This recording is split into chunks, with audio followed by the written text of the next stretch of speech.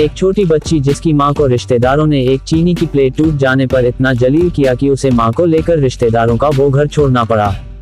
वहां उनकी औकात नौकरों से ज्यादा नहीं थी। इस बच्ची ने रिश्तेदारों का ये रवैया देखकर ठान लिया था कि अब भूखे मर जाना है, लेकिन किसी के घर में पनाह नहीं लेनी। 7 साल की ये बच्ची फिर ताउम्र अपनी इसी बात पर कायम भी रही, इतनी कायम की शादी के बाद पति के घर नहीं गई, उन्हें अपने घर में रखा। हम बात कर रहे हैं सेल्फ रिस्पेक्ट की मिसाल कही जाने वाली कानन देवी की। कानन देवी बंगाली फिल्मों की पहली एक्ट्रेस रहीं। हिंदी फिल्मों में भी इनका बड़ा नाम था। इनकी खूबसूरती के लोग दीवाने थे। उन दिनों ज्यादातर जवान लड़कों के कमरों में इनके पोस्टर पाए जाते थे। बचपन में संघर्ष, फिर फिल्मों में गजब का स्टारडम। उस दौर में जब फिल्में 15 से 20 हजार में बन जाती थी, कानन देवी की एक फिल्म की फीस 5 लाख थी। एक गाना गाने के 1 लाख लेती थी। एक फैन पर इनका दिल आ गया तो उससे शादी कर ली। उस शादी का ऐसा विरोध हुआ कि लगभग पूरा कोलकाता ही इनके खिलाफ हो गया। कानन देवी का जन्म 22 अप्रैल 1916 को पश्चिम बंगाल के हावड़ा के एक गरीब परिवार में हुआ था। ना पिता का नाम पता था, ना माँ का। इनकी बायोग्राफी के अनुसार कानन देवी को दंपति रतन चंद्र दास और राजोबला ने पाला तो वो उन्हें ही अपने माता पिता समझने लगी। गोद लेने वाले रतन उन्हें असल बेटी से भी बढ़कर प्यार देते और संगीत से जुड़ी ट्रेनिंग देते। लेकिन जब कानन देवी मात्र 6 साल की थी, तब उस पिता की भी मौत हो गई जिसने इन्हें गोद लिया। घर में कमाने वाला कोई नहीं था। जो माँ के जेवर थे वो भी रतन का कर्ज चुकाने में बिक गए। अब परिवार भूखमरी की हालत में था। किराए के घर से भी माँ बेटी को निकाल दिया गया क्योंकि किराया चुकाने के पैसे नहीं थे।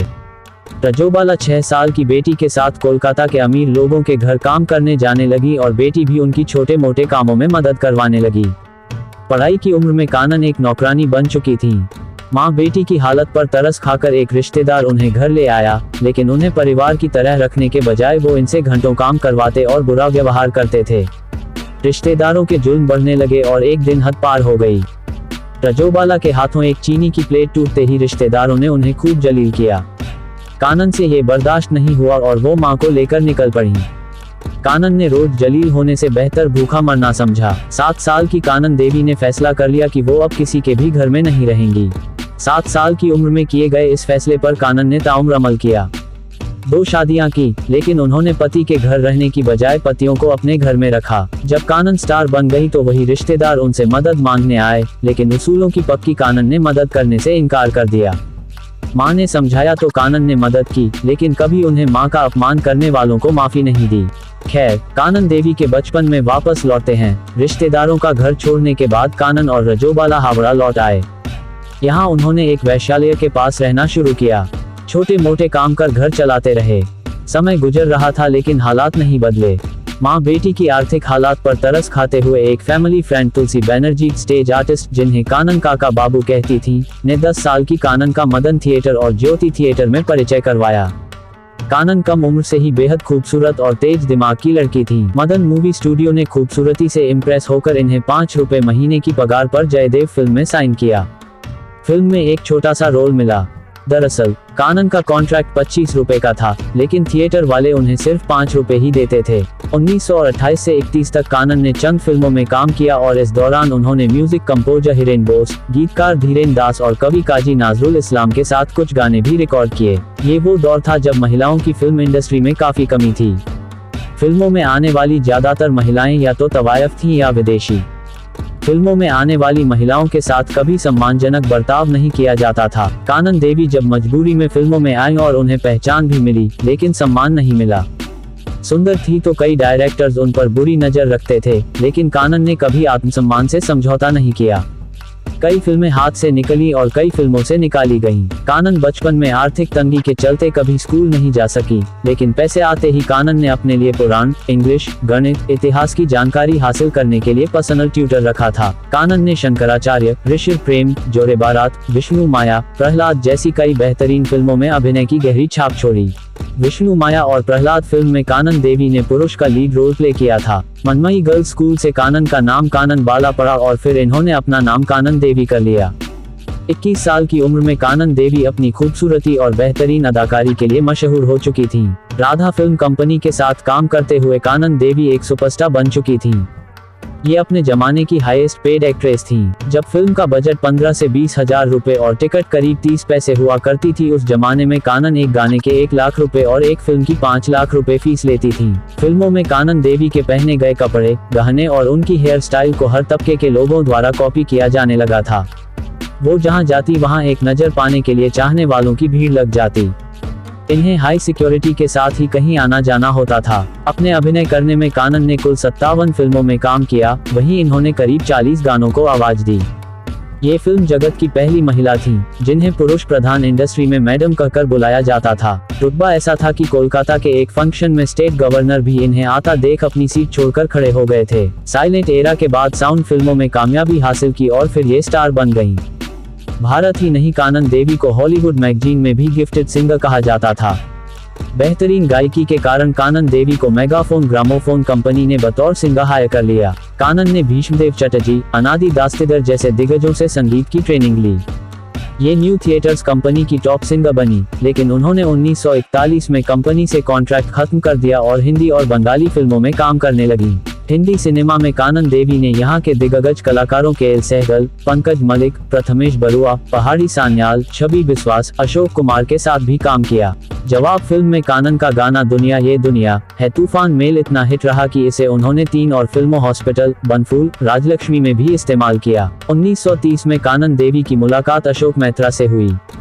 ये सिटी कॉलेज के प्रिंसिपल और ब्रह्म समाज के लीडर हेराम्बा चंद्र मैत्रा के बेटे थे। दोस्तों के साथ जन्मदिन का जश्न मनाते हुए अशोक ने अपने दोस्तों से कहा कि उनका जन्मदिन तभी सफल होगा जब कानन देवी उनसे मिलेंगी। अशोक नशे में थे। दोस्तों ने नशे में चूर अशोक को कानन देवी के कपालीतला लेन स्थित घर में उतार दिया। आधी रात को कानन देवी ने देखा कि सूट बूट पहना एक नौजवान उनके घर के नीचे बेहोश पड़ा है। जब नीचे पहुंची तो अशोक नशे में जमीन पर लेटे हुए थे। कानन देवी जमीन पर बैठी और अशोक का सिर अपनी गोद में रख लिया। अशोक नशे में थे तो उन्हें लगा वो सपना देख रहे हैं और वो सोते रहे। ये दोनों की पहली मुलाकात थी। देखते ही देखने दोनों के बीच दोस्ती हुई और फिर प्यार, लेकिन जब शादी का समय आया तो परिवार खिलाफ हो गया। अशोक के पिता ब्रह्म समाज के लीडर थे और कानन देवी कोलकाता की सेक्स सिंबल बन चुकी थीं। कानन का करियर परिवार को दागदार कर सकता था। इस डर से अशोक के घरवाले कानन को अपनाने के लिए तैयार नहीं हुए। जब अशोक मैत्रा के पिता हेराम्बा का निधन हुआ तो उन्होंने कानन देवी से समाज के खिलाफ जाकर 1940 में शादी कर ली। 25 साल की कानन ने जब 36 साल के अशोक से शादी की तो हंगामा मच गया। खबरें आते ही पूरे कोलकाता शहर के लोग विरोध करने लगे कि ब्रह्म समाज में एक नाचने गाने वाली हीरोइन बहू कैसे बन सकती है। जब उन्होंने तोहफे में कानन को अपना साइन की हुई एक तस्वीर भेजी और ये खबर अखबारों में छपी तो लोग उनके भी खिलाफ हो गए। कई लोगों ने रविंद्रनाथ को फोन कर उनकी निंदा की और धमकियां दी। कई लोगों का ये भी मानना रहा कि एक सेक्स सिंबल महिला के घर महान कवि का ऑटोग्राफ और तस्वीर कैसे हो सकती है। दरअसल कानन देवी ने रविंद्रनाथ टैगोर के लिखे कुछ गानों को आवाज दी थी, जिससे उनका परिचय हुआ था। कानन के पास 2 विकल्प थे, पहला शादीशुदा जिंदगी बचाती, दूसरा फिल्मी करियर। लेकिन अपनी शर्तों पर जीने वाली कानन ने शादी भी की और फिल्मों में काम करना जारी रखा।